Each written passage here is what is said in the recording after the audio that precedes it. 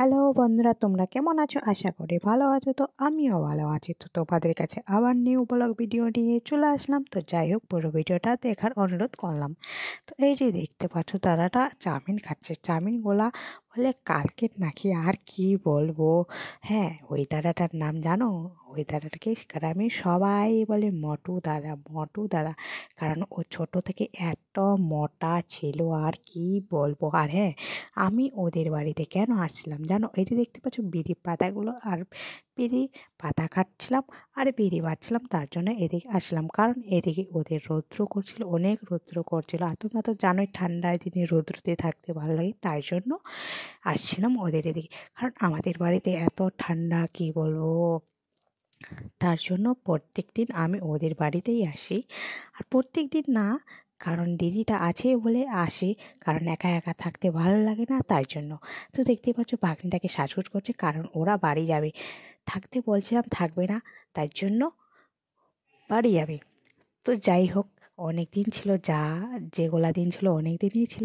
আর হ্যাঁ, পাগড়িটা বলছে photo photo, আর কি বলবো ওকে।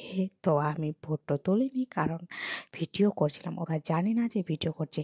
তো দেখতে পাচ্ছ ডিটিটা একদম কমপ্লিট হয়ে গেছে, রেডি সাজগোজ করে।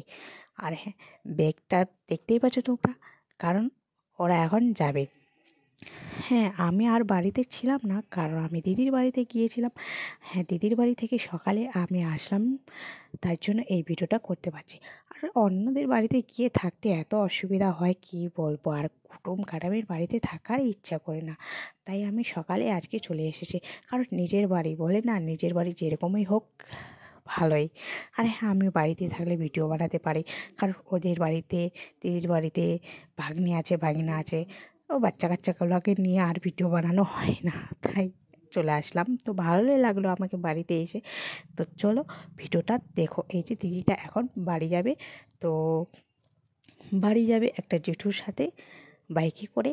আর হ্যাঁ, তোমরা তো জানোই সবাই বাইকে করে এখন যায়। তো বাইকে করে বাড়ি যাবে।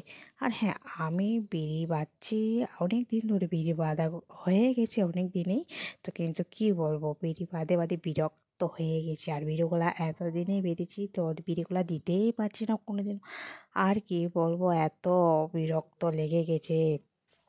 তো এই যে দেখি, আমি এখন বাড়ি চলে আসছি, কারণ বিড়ি দিতে যাব।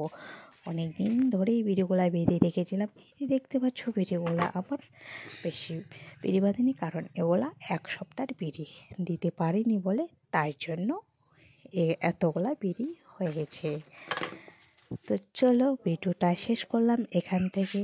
টাটা।